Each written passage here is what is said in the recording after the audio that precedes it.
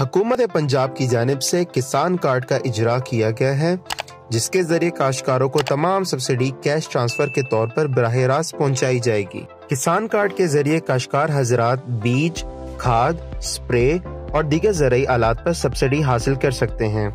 इसके अलावा किसान हजरात इसके जरिए कर्जे और किसी कुदरती आफत की सूरत में तबाह शुदा फसलों का मुआवजा भी हासिल कर सकते हैं।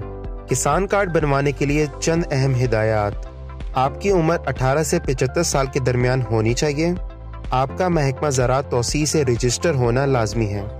अपने शिनाख्ती कार्ड के हमरा किसी भी HPL कनेक्ट की दुकान पर जाके अंगूठे की तस्दीक करवाएं और अपना अकाउंट खुलवाएं।